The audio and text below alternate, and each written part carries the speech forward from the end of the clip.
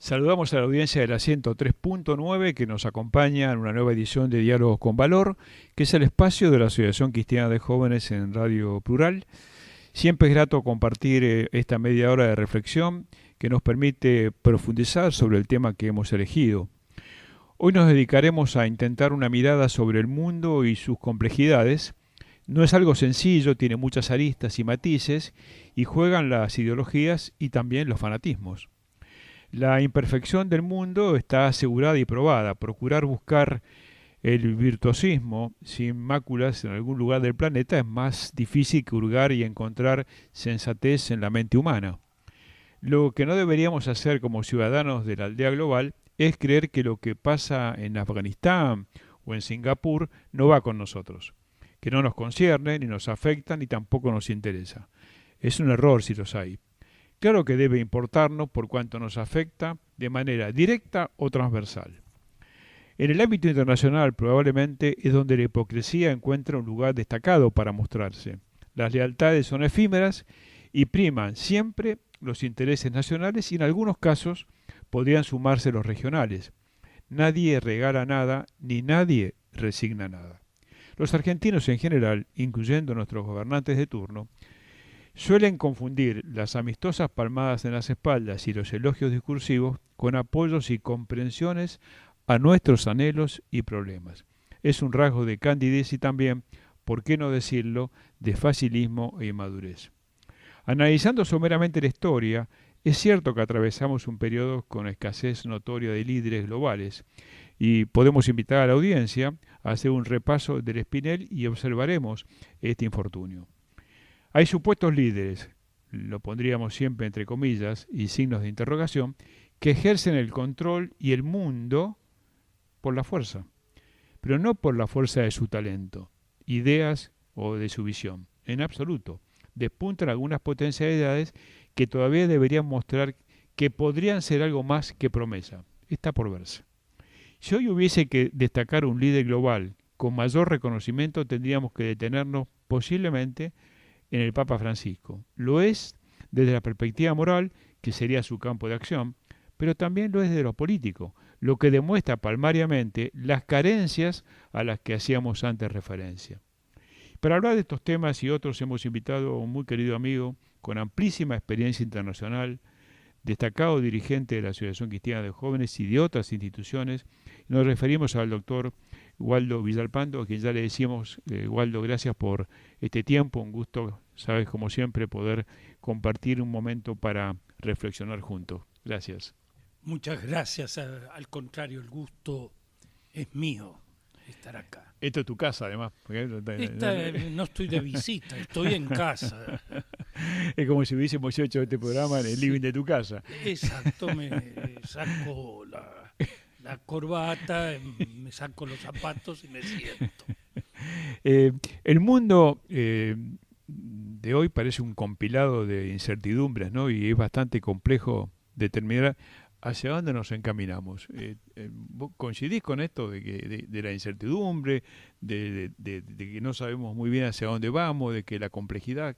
¿Cómo lo ves con tu vasta experiencia internacional?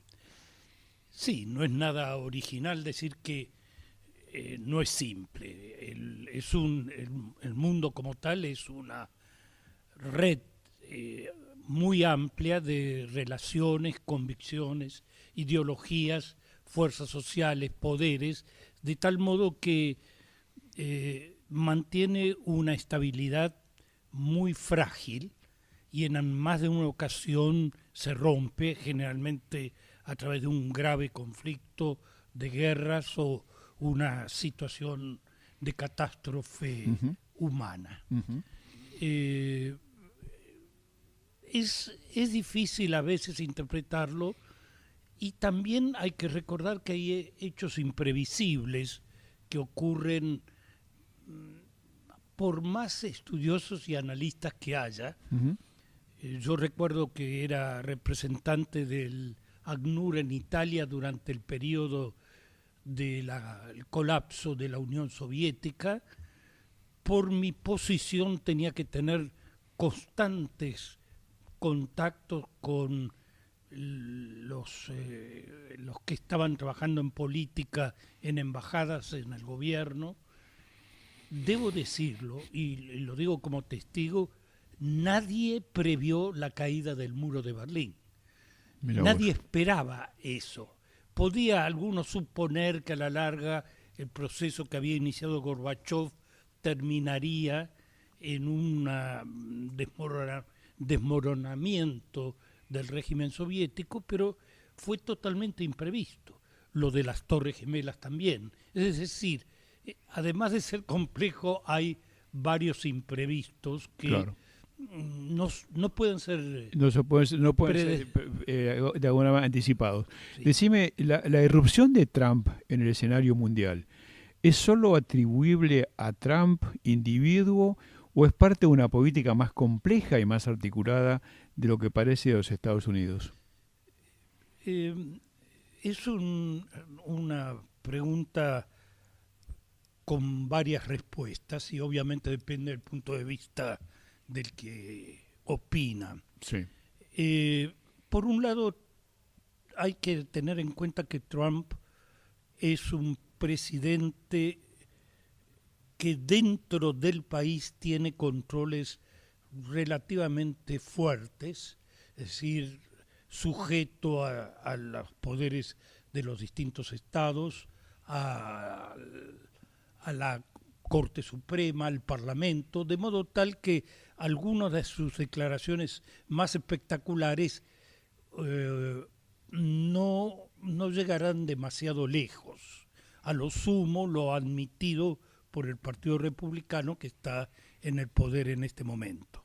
Pero en cambio el presidente de Estados Unidos tiene un gran poder externo. Es decir, la política exterior norteamericana está mucho menos supervisada y es allí donde la posición de Trump puede ser mucho más significativa, mucho más importante.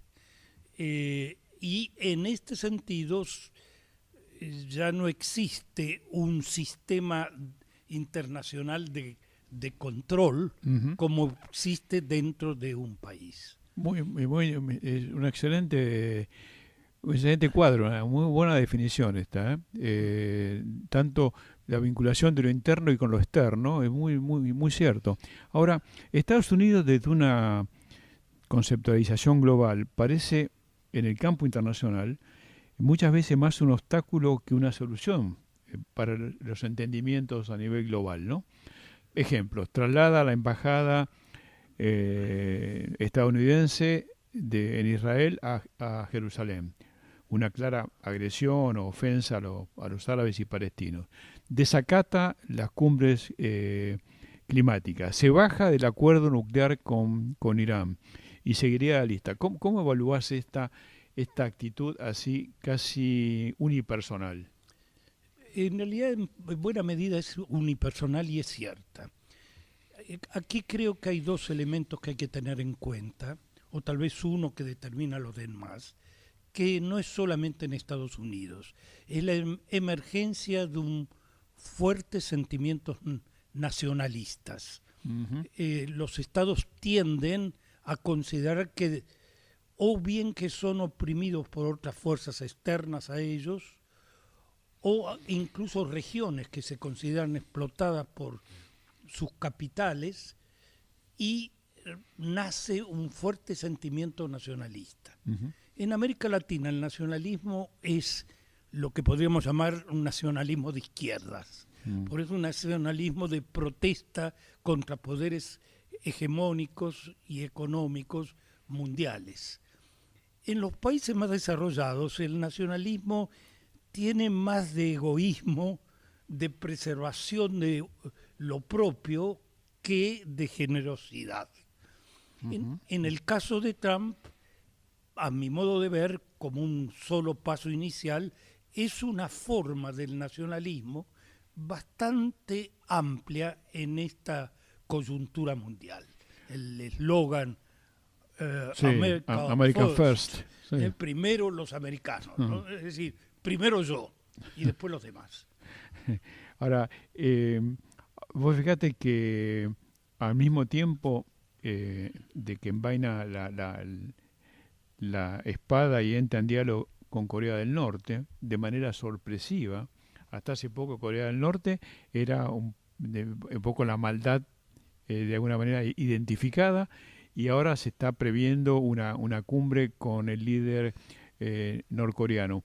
Esto no pareciera ser algo impensado, algo improvisado, ¿no? O crees que sí, o que es parte de esta dinámica de la coyuntura internacional. El caso de Corea del Norte se da muchas veces y se seguirá dando, desgraciadamente, como un efecto periférico de conflictos mucho más profundos. Uh-huh. Corea del Norte como tal es un país de los pequeños del mundo, con un nivel de subdesarrollo muy enorme, lamentable, y sin mayor significancia política en el mundo. Pero está detrás de él, está China, y está enfrentada a Corea del Sur, que por el contrario, dentro del sudeste asiático, es un país que ha ido prosperando y fuertemente aliado a los países occidentales, europeos y Estados Unidos. De modo que este conflicto, en algún sentido, es el efecto, es la película externa que uno ve sin advertir todo lo que hay detrás. También en esa misma medida es casi, diría, un conflicto creado. A veces uno tiene la impresión, si uno revisa, así como en una película corta los últimos 3 años, que es todo producto de una enorme escena teatral en que por un momento se amenazó con la seguridad mundial y al momento siguiente de repente aparecen conversaciones, discusiones, paz y se llega a la paz. Francamente no estoy muy seguro de la autenticidad de ese conflicto. Ah, sí, está.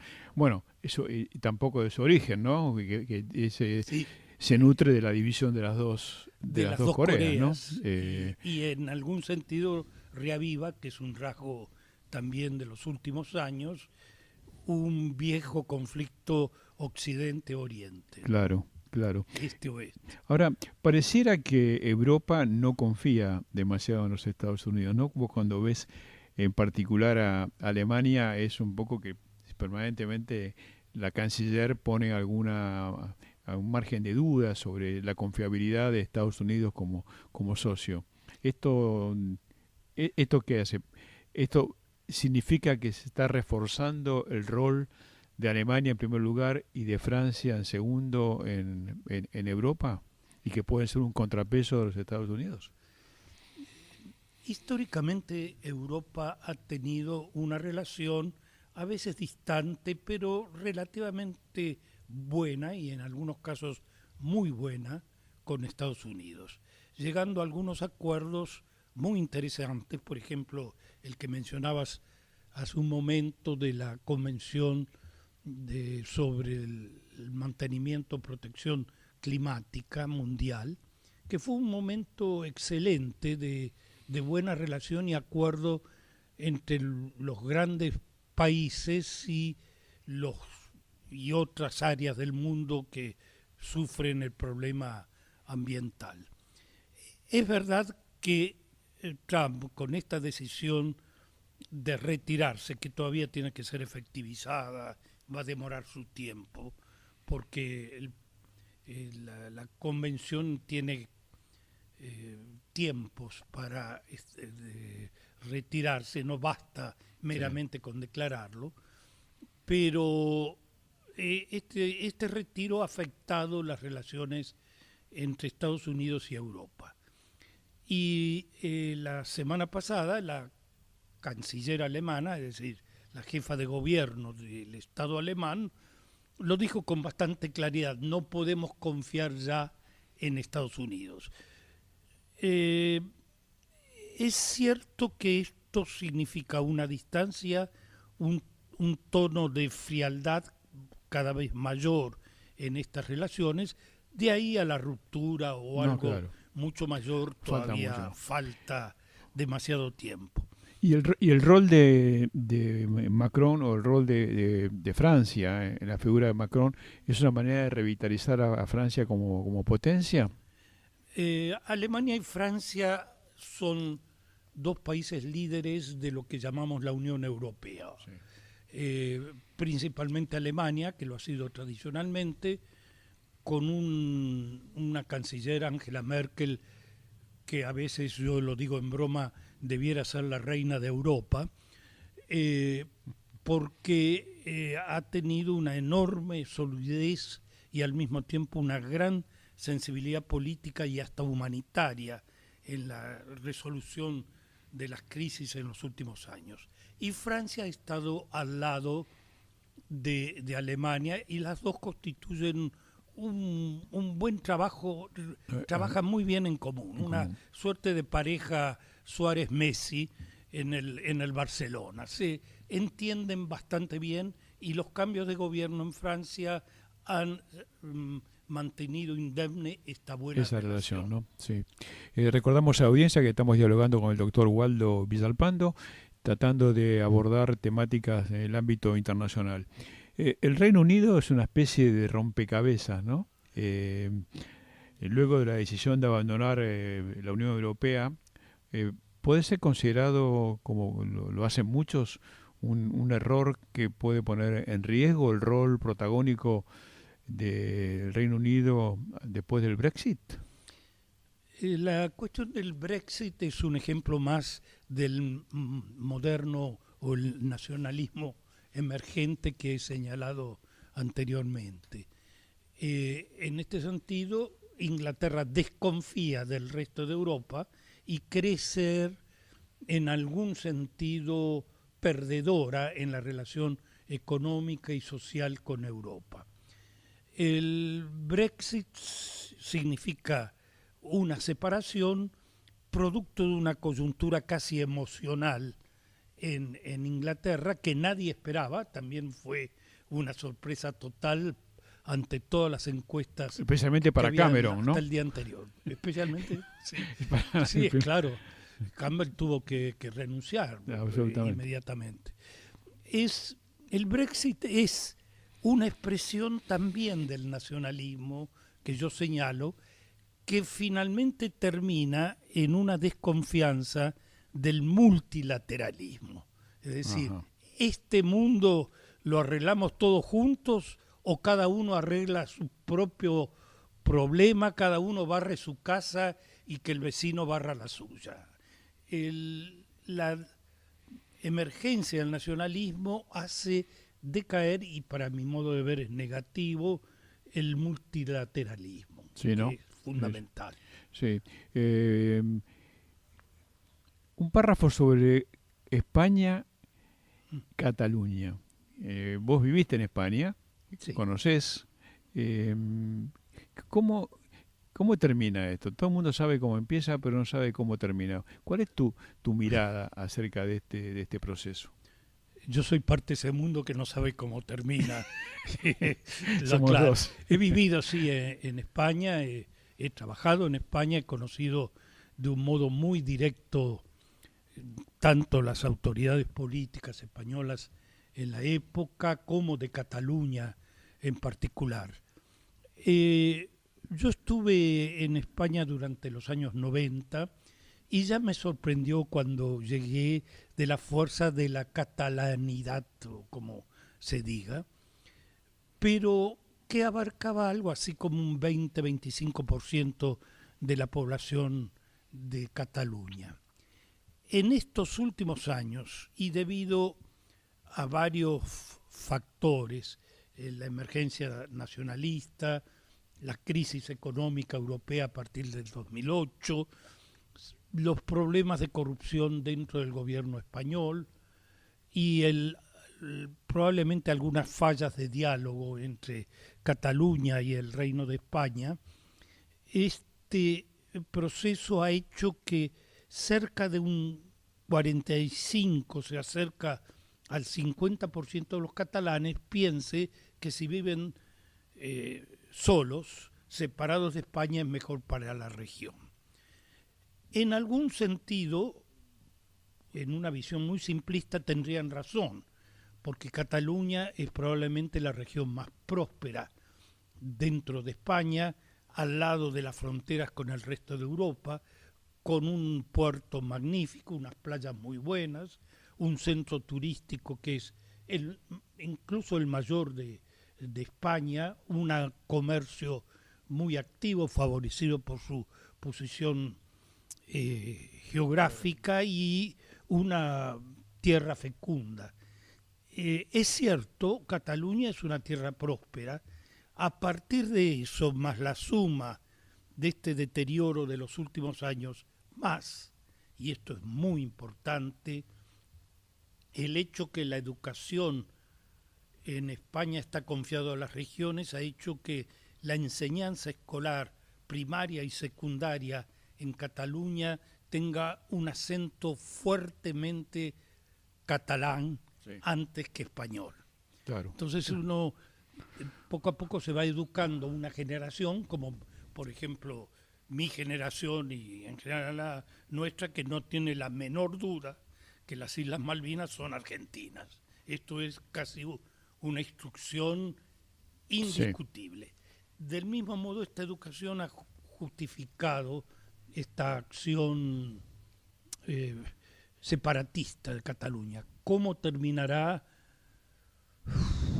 Por el momento se está jugando el partido. Yo creo que sí, que se está jugando el partido. El gran enemigo de los Estados Unidos, volviendo a este país, que es prácticamente un continente, por el control del mundo, ¿es Rusia o en verdad los rusos quieren ser protagonistas pero el gran jugador es China? Estados Unidos, por su posición hegemónica, como lo tiene cualquiera que manda, tiene muchos enemigos de distintos niveles y categorías. Si me permitís, Norberto, sí, trato de responder con una breve síntesis, claro, de las fuerzas, por supuesto, globales. Me trato de ser bien correcto, pero cuando yo mismo he trabajado en Naciones Unidas y tengo la visión internacional, yo al mundo lo veo dividido en 5 grandes sectores, y así se trabaja en el mundo internacional. Uno, el de los países desarrollados, que abarca en América del Norte, Canadá, Estados Unidos, no México, por supuesto, Europa Occidental, ingresando Oriental, y Rusia jugando un papel de pivote entre Europa y Asia. Esta es una región. Otra región es la región árabe o musulmana, que más o menos abarca el norte de África, Oriente, el Oriente Medio y el Oriente Próximo, y que es una herencia regional del Imperio Otomano que colapsó en la Primera Guerra. Luego está América Latina y el Caribe, tercer parte. La cuarta, el orden no es jerárquico, sí, sino indicativo, es el África del sur de Sahara. Esto es el África negra, probablemente y sin probablemente la región más pobre del mundo. Y finalmente hacia el sudeste asiático, con estos grandes países que la integran: China, Japón, India, Indonesia. En suma, en cada región hay intereses internos, pero también hacia el exterior, que pueden oponerse a Estados Unidos. Sí. Estados Unidos, en este sentido, tiene amigos y enemigos en todas esas regiones. El presidente Trump, por un lado, parece enfrentarse con Rusia, pero por otro lado es ya bien claro que hubo buenos contactos incluso antes de ser electo. Con China es cierto un conflicto de precios una especie de guerra de precios muy propia de los grandes empresarios, que probablemente se resolverá mediante distintos acuerdos y componendas. Y después se enfrenta a otros nacionalismos que bueno, tendrá que hacer frente, para eso se ha hecho elegir presidente. Ahora, esta decisión tomada por el Politburó chino de elegir al presidente, a Xi Jinping, ¿no? Como casi como un presidente vitalicio, al mismo nivel que Mao, por ejemplo, esto le asegura a China por lo menos si se quiere, una larga historia en términos de estrategia, es decir, va a haber una conducción que va a permanecer durante un prolongado lapso, a diferencia de otros países que tienen por su sistema democrático el cambio, digamos, de time to time, ¿no? De tiempo en tiempo, ¿no? Sí, China en este momento pertenece al grupo de países en los que, digamos, el acceso al poder es dudosamente democrático.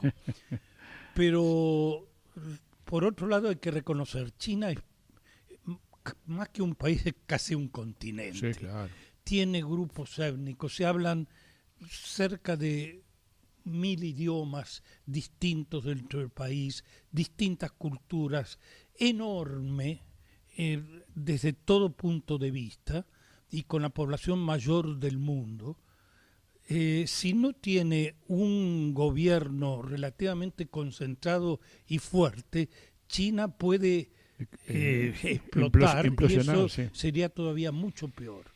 No tiendo personalmente a defender gobiernos autoritarios, pero hay que reconocer que es muy difícil conducir un país como China sobre bases únicamente democráticas. Sí, está muy bien. ¿América Latina? ¿Estamos en un proceso hacia adelante o estamos en un retroceso bastante marcado?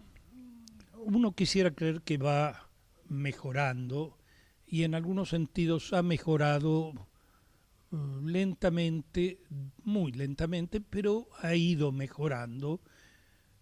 América Latina tiene la suerte de no ser alcanzada por las grandes guerras que han azotado otros continentes. Estamos un poco lejos, por suerte, de las guerras, aunque hay conflictos internos aparentemente similares, como narcotráfico o guerras por el poder en algunos países. Económica, socialmente, América Latina ha progresado un poco, igual que todo el mundo. La esperanza de vida ha aumentado, la alfabetización es mayor. No todos los gobiernos son democráticos ni tienen reglas transparentes, pero gobiernan con cierta pacificación general. Sí. Y los errores que se van cometiendo tienden a repararlos por sí mismos. Por ejemplo, el caso de Brasil en este momento, o en Colombia, que se ha logrado una pacificación todavía muy frágil, pero muy valiosa. Claro. Vos trabajaste en América Central, estuviste en El Salvador y Honduras. Cuando observás en la época donde todavía el sandinismo tenía, si se quiere, una cara distinta, cuando observás lo que ha pasado con Ortega como presidente, habiendo sido uno de los líderes del sandinismo de aquella época, ¿qué sensación te da ver a Nicaragua con este presidente y su mujer en las condiciones que está?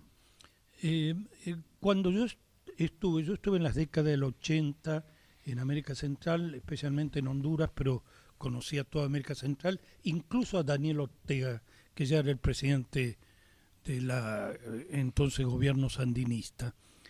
Y después en El Salvador lo he conocido personalmente, pero no estaba en la presidencia. Eso en los años 90. Entonces era el líder indiscutido de la izquierda. Hoy en día sus ideales de izquierda han quedado bastante atrás y ha pasado a ser un gobierno con más eslogans que hechos. Es así, es exactamente así. Sí, a nosotros, como sabés, nos tocó fundar la Asociación Cristiana de Jóvenes en aquella época, de conocerlo a él, conocer a Tomás Borges, conocer a Cardenal, a Eduardo Cardenal, y ver esto es como que se retrocedió en el tiempo de manera extraordinaria. Waldo, una clase magistral de política internacional. Yo no sé cómo no te están llamando de nuevo. No exageres, ¿No querés? Alberto. Sí, cómo no. Así, está muy, muy bien planteado. Yo te agradezco mucho que nos hayas acompañado con la claridad y con la experiencia que has acumulado y seguís acumulando. Ha sido un gusto, Waldo, por acompañarnos. Muchas gracias, Norberto. Muchas gracias por permitirme volver a casa, por lo menos por un rato. Y un abrazo a todo el mundo. Ha sido Waldo Villalpando, nuestro invitado de hoy. Como decimos siempre, Argentina anda y camina con esperanza activa. Hasta nuestro próximo encuentro por la 103.9.